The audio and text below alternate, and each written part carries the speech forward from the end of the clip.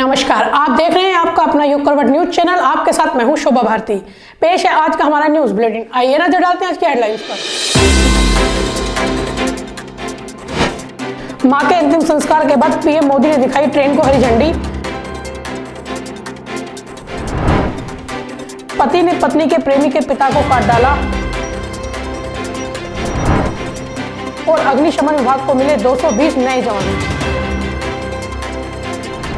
स्थानीय से लेकर राष्ट्रीय मुद्दों तक की खबरों का युग करवट करता है पोस्टमार्टम। खबरों का पोस्टमार्टम देखने के लिए चलते हैं आशिक त्यागी के पास।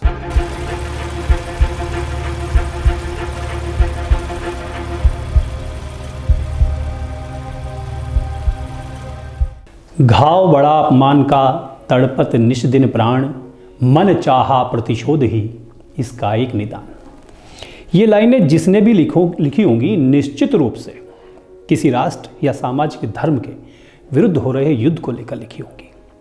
लेकिन आजकल इन लाइनों ने ऐसी भावना पैदा कर दी है कि लोगों को हत्या के लिए प्रेरित करती है। इसी भावना की वजह से बेकसूर लोग जान से हाथ धो बैठते हैं। जी हाँ, आज खबरों के पोस्टमार्टम में ऐसी ही घटना की हम बात करेंगे। जिस घटना का हम जिक्र कर रहे हैं वो लोनी के न्यू विकास नगर मोहल्ले की है। यहां तकरीबन 60 वर्ष की आयु के एक शख्स की हत्या कर दी जाती है। मरने वाले का नाम मांगेराम प्रजापति है। हत्या बड़ी ही बेदर्दी से की गई। कुल्हाड़ी से शरीर को काट दिया गया, शरीर के टुकड़े कर दिए गए। मैं तो पेशाब करने उठी हुआ तो पहले कुछ नहीं था। 4 बजे थे, 3:30 बजे थे, बाद में काम हुआ है। अच्छा, किस पर शक है आपको? उसी पे ही है। कल भी मेरे बच्चों को किस पर कौन है वो है सुनील। उन पर शक है? हाँ, मेरे बच्चे छोटे छोटे बच्चे इनके पीछे फावड़ा। क्या कारण है हत्या करने का? वही बहू का ही, और कुछ नहीं है। मतलब वो पत्नी, उसकी पत्नी का फरार है। हाँ। यहाँ महिला जिस सुनील नाम के व्यक्ति का जिक्र कर रही है वो भी इसी मोहल्ले का रहने वाला है, ऐसा बताया जाता है। अब मैं आपको बताता हूँ कि इस जघन्य हत्याकांड के पीछे वजह क्या है। आखिर सुनील ने इतना बड़ा कदम उठाया क्यों? तो इस घटना के पीछे का सच जानने के लिए आपको वही दो लाइनें फिर से दोहरानी पड़ेंगी जो मैंने बिल्कुल शुरू में कही थी कि घाव बड़ा अपमान का, तड़पत निष्दिन प्राण, और मन चाहा प्रतिशोध ही इसका एक निदान। यहाँ भी प्रतिशोध की भावना थी जिसने सुनील को हत्यारा बना दिया। सुनील को अपमान का ऐसा घाव लगा कि उसके मन में प्रतिशोध की भावना जल उठी और उसने मांगेराम की हत्या कर दी। घटना के पीछे की वजह आपको हैरान और परेशान दोनों कर देगी। दरअसल कुछ दिन पहले सुनील की पत्नी घर से लापता हो गई थी। लोगों ने बताया कि सुनील की पत्नी मांगेराम के बेटे कपिल के साथ चली गई है। आस पड़ोस के लोग उसको इस बात के ताने देने लगे कि उसकी पत्नी कपिल के साथ भाग गई है। लोगों के तानों से सुनील को अपमान की भावना से भर दिया। उसके मन में प्रतिशोध लेने की भावना हिलोरे लेने लगी। फिर उसको 30 दिसंबर की सुबह अपना बदला लेने का एक मौका मिल गया। उसने देखा कि मांगेराम अकेले सो रहा है। पुलिस और परिजन बता रहे हैं कि अकेला सोता देखकर सुनील ने कुल्हाड़ी से वार करके मांगेराम की बेरहमी से हत्या कर दी।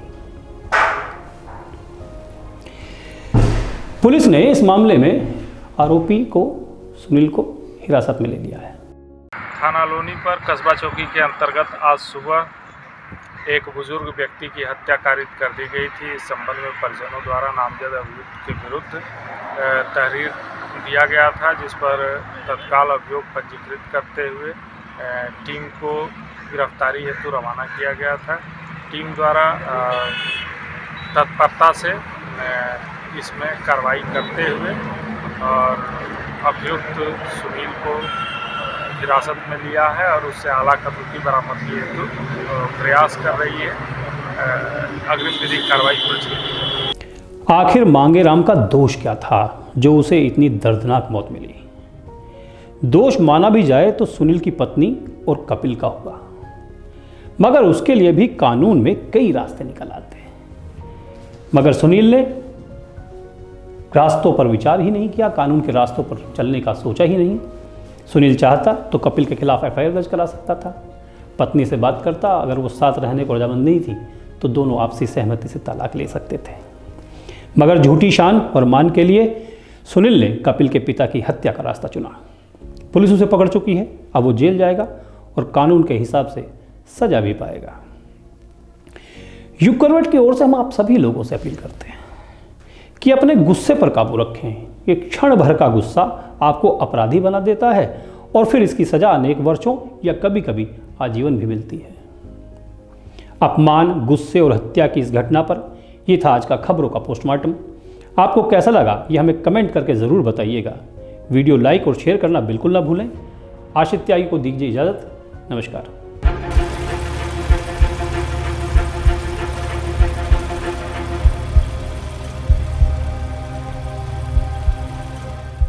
प्रधानमंत्री नरेंद्र मोदी की मां हीराबा का देहांत हो गया। तमाम नेताओं ने शोक मनाया और श्रद्धांजलि दी। देश तक हैरान रह गया जब लोगों ने मां के अंतिम संस्कार के बाद पीएम मोदी को वंदे मातरम ट्रेन को हरी झंडी दिखाते देखा। प्रधानमंत्री नरेंद्र मोदी की मां हीराबा का आज निधन हो गया। हीराबा पंचतत्व में विलीन हो गईं। प्रधानमंत्री मोदी ने अपनी मां को मुखाग्नि दी। गुजरात के गांधीनगर में एक शमशान घाट में बेहद साधारण तरीके से उनका अंतिम संस्कार किया गया। हीराबा 100 वर्ष की थी। हीराबा ने अहमदाबाद के एक अस्पताल में अंतिम सांस ली थी। इसके बाद उनके पार्थिव शरीर को प्रधानमंत्री मोदी के छोटे भाई पंकज मोदी के घर लाया गया। प्रधानमंत्री मोदी यहीं पर पहुंचे और अपनी मां को श्रद्धांजलि दी। इसके बाद उन्होंने पार्थिव शरीर को कंधा दिया। सुबह प्रधानमंत्री ने ट्वीट करके हीराबा के निधन की जानकारी दी थी। इसके बाद मोदी ने जो किया उसे देखकर हर कोई अचंभे में था। मां के अंतिम संस्कार के बाद उन्होंने पश्चिम बंगाल को पहली वंदे मातरम एक्सप्रेस ट्रेन की सौगात दी। मोदी ने वीडियो कॉन्फ्रेंसिंग के जरिए वंदे भारत एक्सप्रेस को हरी झंडी दिखाई। इसके अलावा उन्होंने बंगाल में 7800 करोड़ रुपए से अधिक की परियोजनाओं की भी आधारशिला रखी। कार्यक्रम का आयोजन हावड़ा स्टेशन पर रखा गया था। प्रधानमंत्री मोदी ने पश्चिम बंगाल से वहां ना पहुंचने की माफी भी मांगी।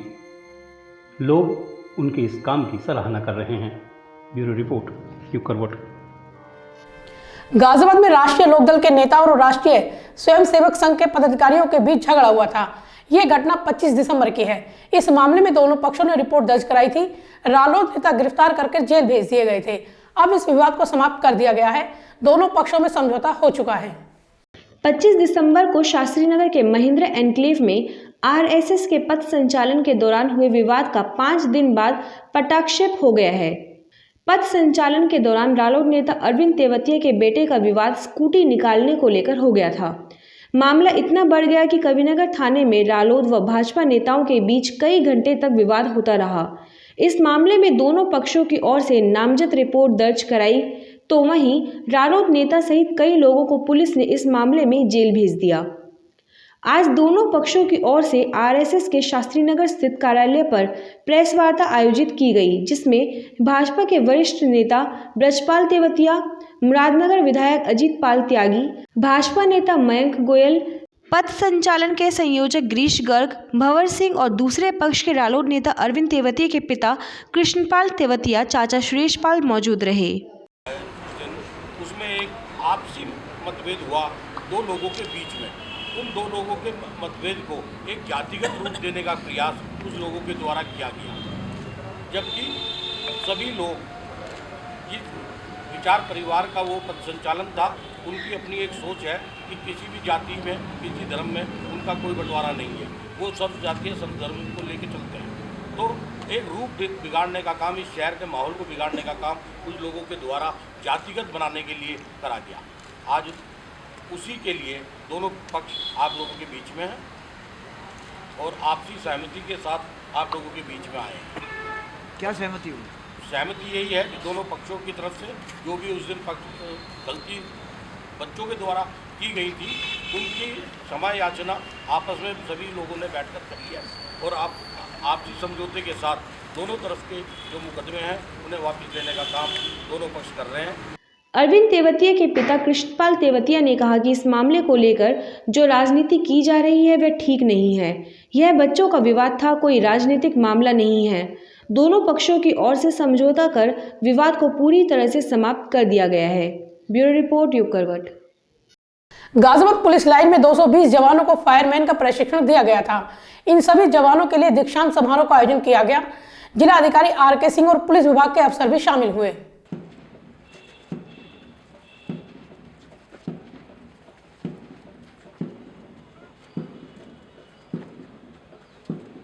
पुलिस लाइन के ग्राउंड पर पिछले 6 महीने से फायरमैन रिक्रूट का प्रशिक्षण प्राप्त कर रहे 220 जवानों का दीक्षांत समारोह बड़े ही गरिमामयी वातावरण में संपन्न हुआ। दीक्षांत समारोह में बतौर मुख्य अतिथि उपस्थित रहे जिलाधिकारी आर.के. सिंह ने पास आउट होने वाले रिक्रूटों की सलामी ली। इसका नेतृत्व कर रहे हैं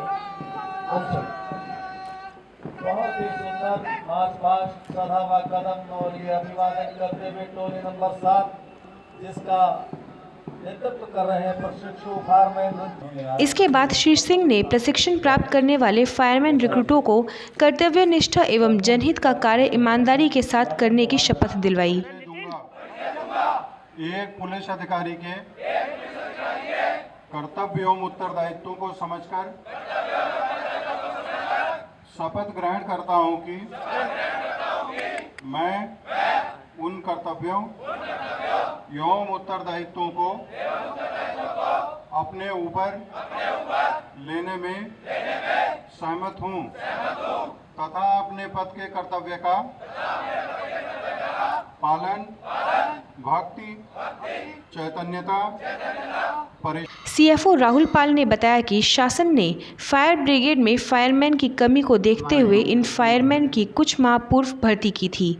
इसके बाद भर्ती होने वाले अभ्यर्थियों को कुशल एवं निपुण फायरमैन बनाने के लिए गाजियाबाद पुलिस लाइन में प्रशिक्षण दिया गया। प्रशिक्षण पूरा होने पर दीक्षांत समारोह में उन्हें शपथ दिलाई गई। ब्यूरो रिपोर्ट युग करवट। निराश्रित महिलाओं के लिए गाजियाबाद में कोई आश्रय स्थल नहीं है। गीतांजलि वेलफेयर एजुकेशनल समिति ने इसकी मांग की है। समिति ने मुख्यमंत्री के नाम खून से पत्र लिखा है। इनकी मांग है कि बेसहारा महिलाओं को सरकारी स्तर पर ठिकाना मिलना चाहिए।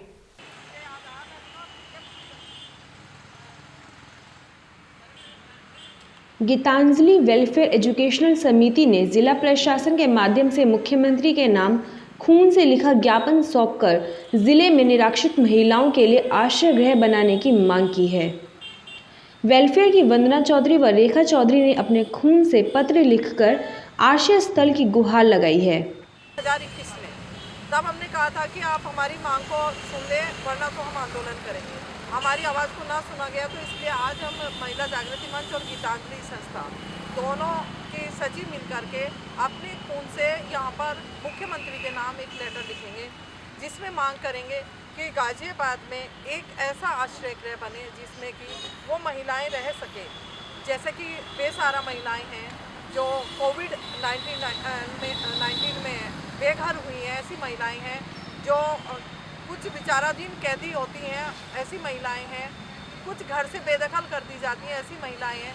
उनको रहने के लिए, उनके खाने के लिए, उनके रोजगार के लिए एक आश्रय गृह। हम यहाँ पर कितने बार ज्ञापन दे चुके हैं, यानी 20 साल से महिलाओं की लड़ाई लड़ रहे हैं, लेकिन कोई भी अधिकारी इस पर हमारा ज्ञापन लेते हैं, एक तरफ कचरे के डब्बे में डाल देता है। उनको सुनना चाहिए। आश्रय गृह की मांग कितने साल से वंदना जी भी कर रही है, उन्होंने एक बार जगह जो सरकारी ज़मीन है वैसे पेट्रोल कब्जे करा देते हैं, लेकिन एक आश्रय गृह नहीं बनवा सकते। उनको मात्र शक्ति की बात सुननी चाहिए और मानना चाहिए, आश्रय गृह बनवाना चाहिए। वंदना चौधरी ने कहा कि सरकार महिला सुरक्षा बेटी बचाओ अभियान चला रही है।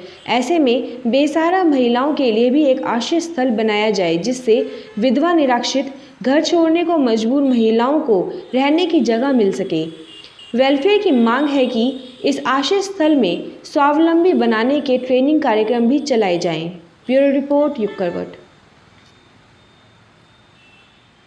हिंदू सेना ने गाजियाबाद में अपने संगठन का विस्तार किया है। इसमें सार्थक अग्रवाल को महानगर अध्यक्ष बनाया गया है। जिला अध्यक्ष पद पर सुशील शर्मा को रिपीट किया गया है। महिला शाखा की जिम्मेदारी वंशिका गर्ग को दी गई है। यह जानकारी संगठन के राष्ट्रीय अध्यक्ष विष्णु गुप्ता ने दी। गाजियाबाद के निवाड़ी थाना पुलिस ने अवैध रूप से पटाखे बनाने वालों को गिरफ्तार किया है। इनके कब्जे से बारूद बनाने का 30 किलोग्राम सामान बरामद किया गया। इसके अलावा 9 बोरी गत्ते की नलकी भी मिली है। गिरफ्तार दोनों अभियुक्तों ने बताया कि इनको 9 वर्ष के लिए बेचा जाना था।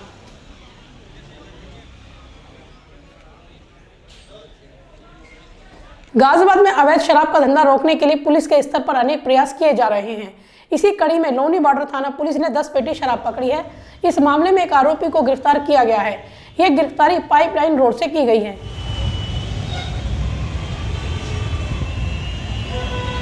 तो आज के लिए बस इतना ही। गाजियाबाद और देश विदेश की खबरों के लिए देखते रहिए युग करवट और पढ़िए आपका अपना युग करवट न्यूज़पेपर। युग करवट चैनल को लाइक करें, सब्सक्राइब करें और कमेंट जरूर करें। आपके कमेंट हमारे लिए महत्वपूर्ण है। नमस्कार।